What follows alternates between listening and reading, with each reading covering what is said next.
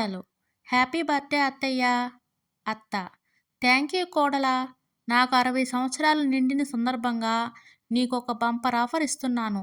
ఏమిటంటే, నాలో నీకు నచ్చని గుణాలు ఏవైనా ఉంటే చెప్పు, అవి నేను మార్చుకుంటాను. కోడలు: ఆహా! 12 ఏళ్లకొకసారి వచ్చే పుష్కరాల్లాగా భలే మంచి ఛాన్స్ వచ్చింది అని మనసులో అనుకుని, వద్దులేండి అత్తయ్య, నేను చెప్పిన తర్వాత ఆ విషయాలు మీకు నచ్చకపోతే మీరు మీ అబ్బాయితో నీ పెళ్ళాం అంత మాటన్నదిరా, ఇంత మాటన్నదిరా అని కంప్లెయింట్ చేస్తారు. అత్త: నేను ఇంటికి పెద్దగా చెప్తున్నాను. నేను ఈ మాటలన్నీ ఎవరికీ చెప్పను. నిన్ను కూడా ఏమీ అనను. ఇదే నా మాట. నా మాటే శాసనం. కోడలు: సరే అత్తయ్య, మొదటిగా మీకు మాట్లాడడం రాదు. ప్రతి చిన్నదానికి కూడా పిచ్చిదానిలా అరుస్తూ ఉంటారు. ఇంట్లో రాద్ధాంతం చేస్తారు. ఇది మార్చుకోవాలత్తయ్య. రెండోవది, మీరు పెద్ద పని దొంగ. ఇంట్లో ఏ పనీ చేయరు. గుంట నక్కలాగా పని ఎలా తప్పించుకోవాలని చూస్తారు. ఇంక మూడవది, మా తరపు చుట్టాలొస్తే మాత్రం గుడ్డిదానిలాగా, నోరు చచ్చి పడిపోయిన దానిలాగా మీరు అస్సలు పట్టించుకోరు, మాట్లాడరు అత్తయ్య. ఇంక నాలుగవది, నేను మీ అబ్బాయి బయటికి వెళ్దాం అంటే చాలు మీకు ఎక్కడ లేని రోగాలొస్తాయి. ఇంట్లో పనులన్నీ గుర్తుకు వస్తాయి. మరి మీ ఆనందం ఏంటో ఇన్నేళ్ళైనా నాకు అర్థం కావడం లేదత్తయ్య. అత్త: ఏమే, మరి నీలో నాకు నచ్చని విషయాలేంటో నీకు చెప్పనా?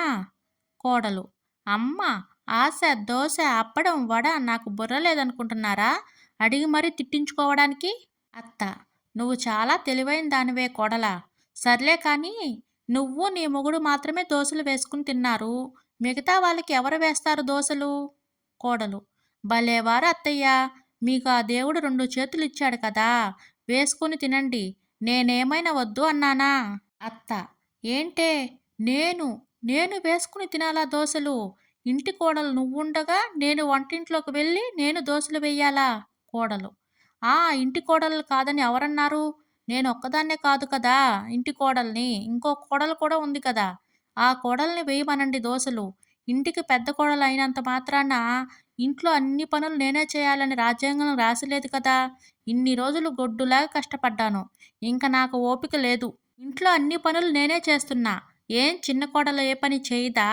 అత్త: అదేంటి, పెద్ద కోడలు ఇలా ఎదురు తిరిగింది?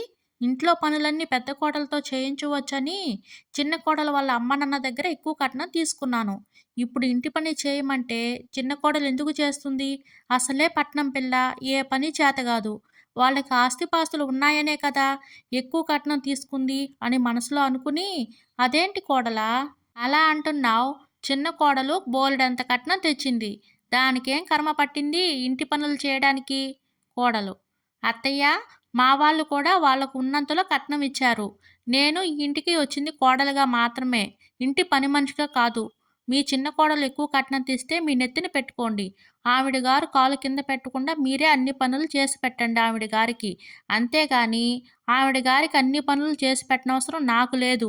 అయినా కట్నం తీసుకునేది నేను కాదు కదా. మీరు ఇన్ని లక్షలు కట్నం తీసుకువచ్చినా అత్తగారింట్లో అందరు కోడలు సమానమే. ఒకరు ఎక్కువ ఒకరు తక్కువ అని తేడాలేమీ ఉండవు. చిన్న కోడలు ఇంటికి వచ్చినప్పటి నుంచి చూస్తున్నా, అన్నింట్లో ఎక్కువ తక్కువ అని చూపిస్తున్నారు. నాకు 200 రూపాయలు చీర కొంటే ఆవిడకు 1000 రూపాయలు చీర కొంటున్నారు. మనందరికీ రేషన్ బియ్యం వండితే ఆవిడ ఒక్కదానికే సన్న బియ్యం వండుతున్నారు. నాకు జ్వరం వస్తే చిన్న మాత్ర నా మొఖాన్ని కొట్టి తగ్గిపోతుంది అంటున్నారు. ఆవిడికి జ్వరం వస్తే ఏదో కొంపై మునిగిపోయినట్టు హాస్పిటల్‌కి తీసుకుపోతున్నారు. పెద్దవారు మీరే కోడళ్ళ మధ్య ఇన్ని తేడాలు చూపిస్తుంటే, ఇక మా మధ్య ఎన్ని తేడాలు ఉంటాయో అర్థం చేసుకోరా? అలాగని నాకేమి తోడికోడళ్ళ మీద కోపం గాని, శత్రుత్వం గాని లేదు.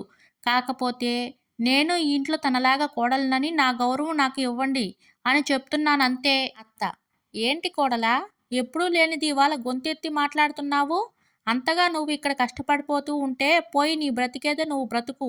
అదే కదా నీకు కావాల్సింది.